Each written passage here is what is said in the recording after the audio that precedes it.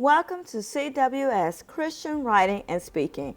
I'm your host, Jackie Wilson, and today's guest started her career as a midwife.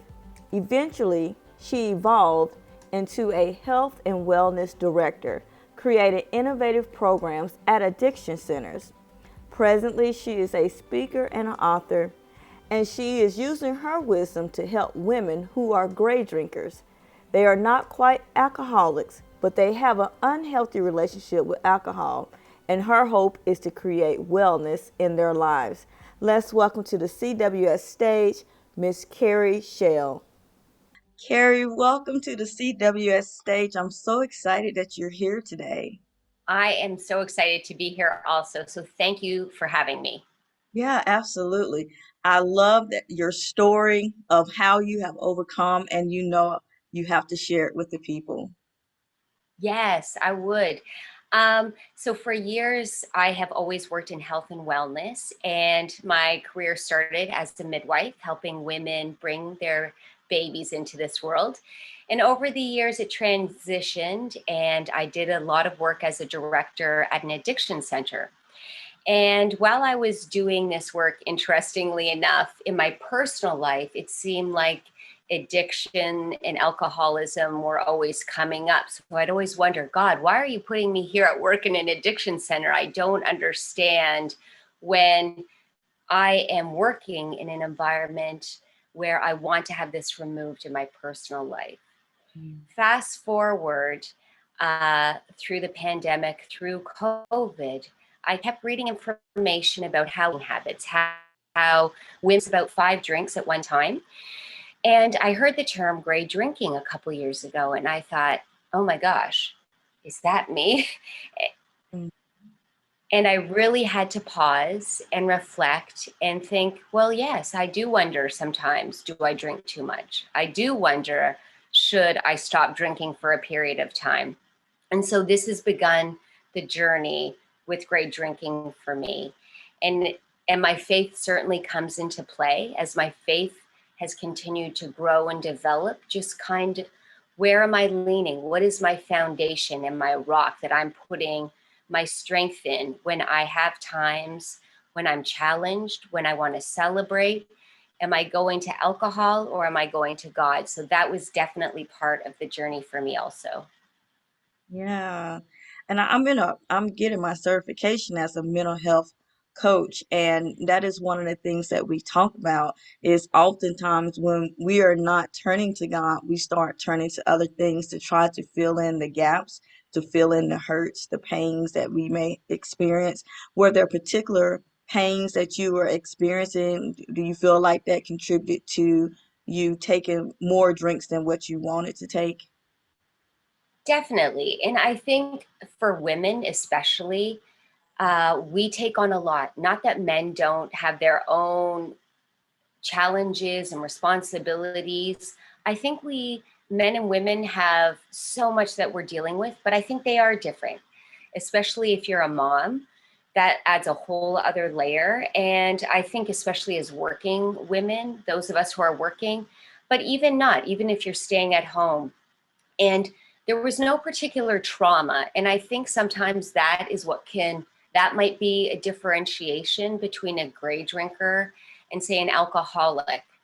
There might not be a trauma or abuse or mental health issues, but it's when we look to it maybe to relax or to unwind, or when we're feeling sad, or when we celebrate, or all of a sudden our socialization always has to include drinking. And I think that COVID really exacerbated that for a lot of women. Maybe we were homeschooling and at home with our kids all the time, and that was our little way out, that we'd have a drink. Whatever the circumstance, I think women were turning and are still turning to alcohol as a way to help cope. And I'm trying to help them find other ways to do that. Yeah, it just sounds like the ongoing stress of everyday life. And like you said, if you are working, you're a mom, it's like layers and layers and layers. And it's like, where do I find myself in this? How can I get a sense of control of everything that's going on?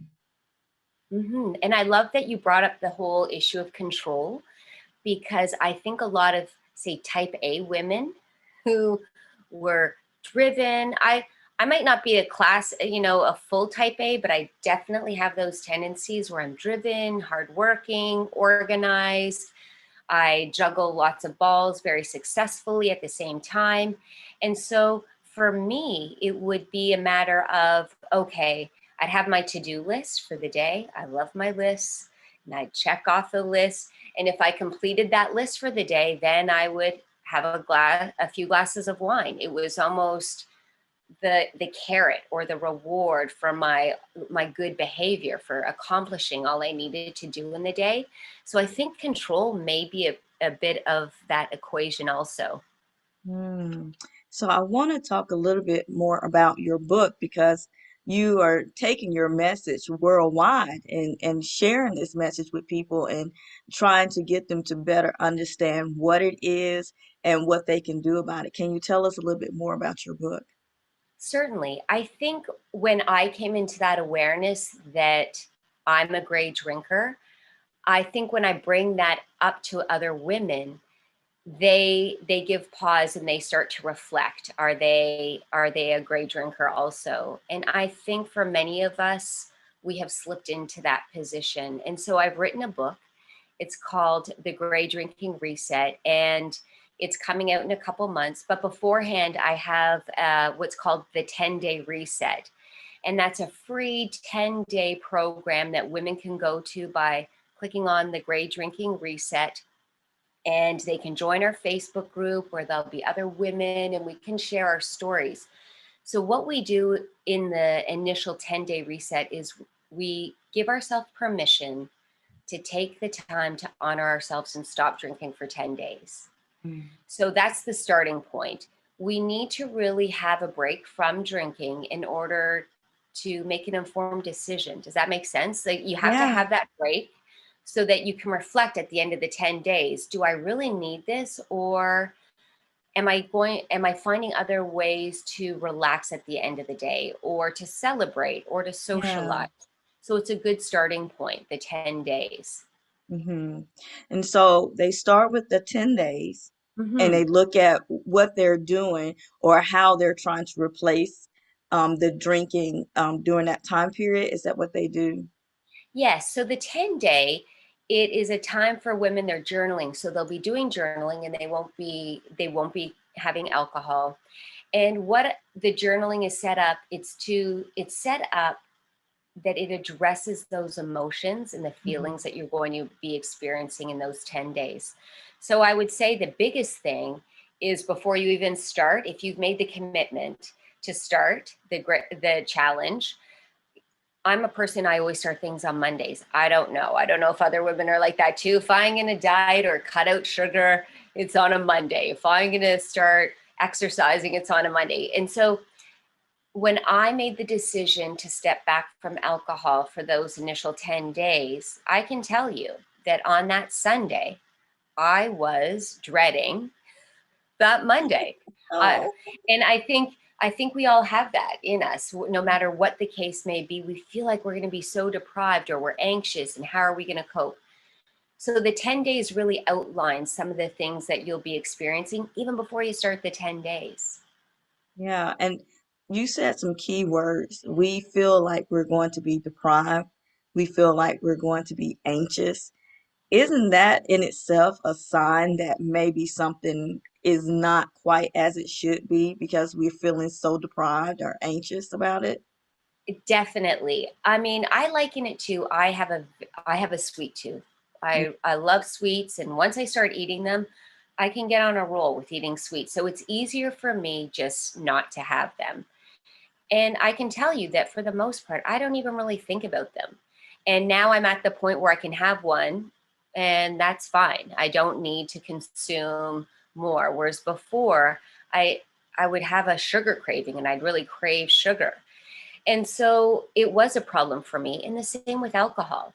You will have those cravings, and the 10 days explores that. It'll explore how you may have questions about your partner. Maybe they have drinking patterns that Once you stop for a couple days, it really heightens your awareness to their drinking patterns. Or you may realize that you have some friends that when you're together, alcohol is always present. And so, what's that going to be like?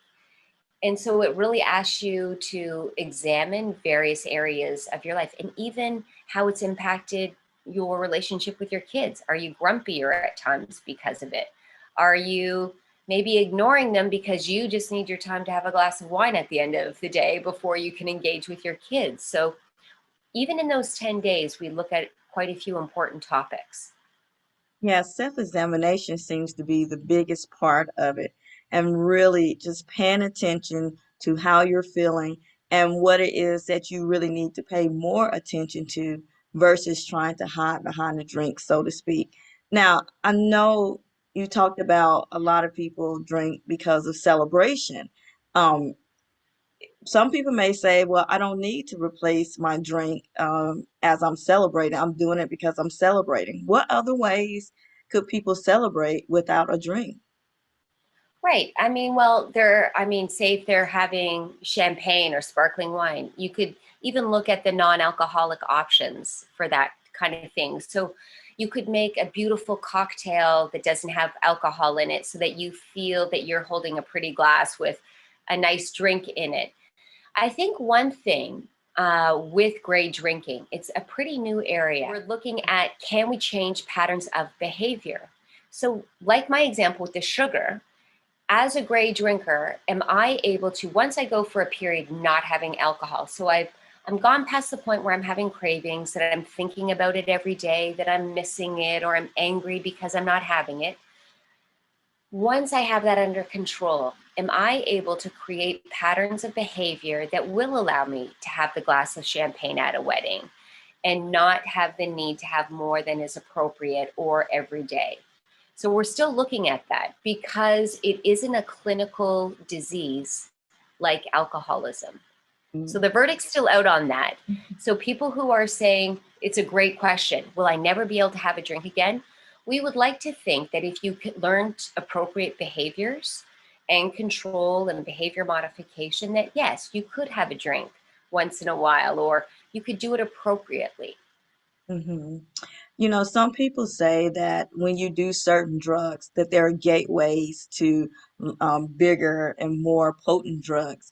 Do you feel like gray drinking can be the gateway to a long-term addiction? Hmm, good question. That's an excellent question. So the thing with the chemical hook theory, so in addiction, yes, there are some drugs that definitely, if you have them, it can lead you into addiction quite easily. Usually there's underlying trauma, as we discussed before. There's usually some trauma, there's some sort of abuse or mental illness. Because there are people who have those gateway drugs, say in a clinical setting. Think of your grandmother who's broken her hip and they put her on fentanyl while she's in. Now, most people, the majority of the people, once they're taken off that narcotic, they don't have an addiction in those settings because they're healthy. They have healthy relationships. They don't have those traumas or tragedies in their life. Now, alcohol, interestingly enough, doesn't have those chemical hooks that we call that you referred to.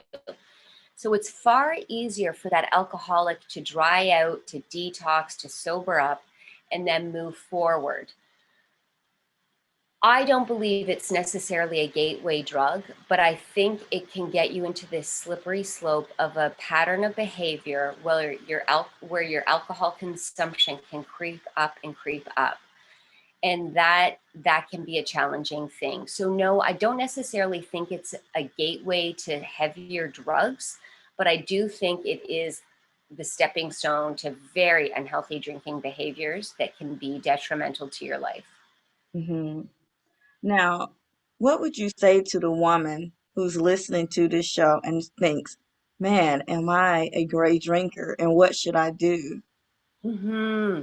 Great question. I think if you're like me and you heard the term gray drinking and you're thinking, well, gee, I've often thought I should stop drinking for a while, or I've actually stopped for a month, but then as day 31 is here, then I start drinking right away again, that kind of thing. Or if you've said to yourself, I really should cut back how much I'm drinking, most likely you are a great drinker. So I would encourage you to check out the free 10-day challenge and just honor yourself. Instead of thinking of it as depriving, think of it as, you know what, I'm going to honor myself. I'm going to take the time that I rarely do, and I'm going to take 10 days to reflect on me, on my heart, my mind, my spirit. And I'm going to take this time to see where I'm really at and do a thorough check in. The other thing I would do is I would talk to some friends and have those conversations, because you know what? It is so much easier to do it with friends and to have those conversations and say, listen, I heard this podcast, and what do you think? And start the conversations. And the third thing is, don't be afraid to be that one person. Just like our faith today, I think our faith is under attack, and I think we need to be that shining light. And I think sometimes if we can be that one person standing up for our faith, or that one person standing up for healthy behaviors, that encourages other people to have the strength to do that also. Yeah. And what do you feel like the church can do to start Mm. helping people if there's people are starting to recognize there are people in the congregation that are facing this idea of gray drinking? Right. It's so interesting because in my daily Bible reading in the Old Testament, I'm always just, I don't know about you, but I'm marveling about how the Israelites always just went back to worshiping other gods. God just would provide everything that they could ever need, and yet they'd always stray. And I think it's in us, and we need to support one another.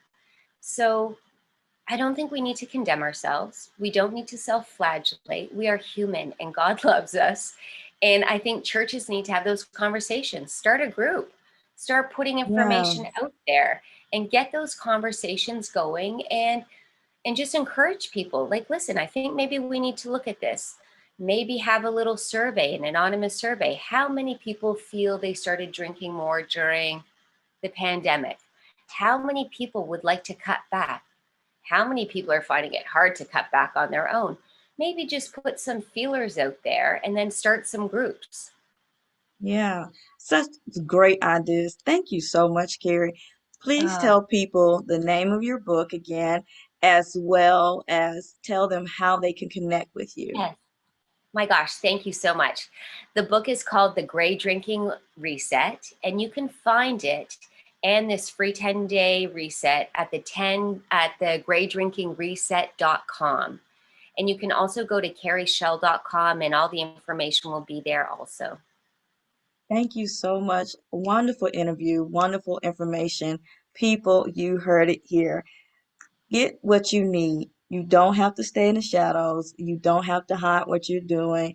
There are people here to help you. If you think you are a great drinker, or you think you have a family member or a friend or a church member who may be struggling with this, before it goes too far, we want them to know that there is help available. Carrie has wonderful resources for them, and they can start getting control of it and not feel like they're deprived, and letting it go. There are so many great things in this world that God wants you to experience. Mm. Don't let gray drinking be a part of your life where you are truly depriving yourself of the other joys of life.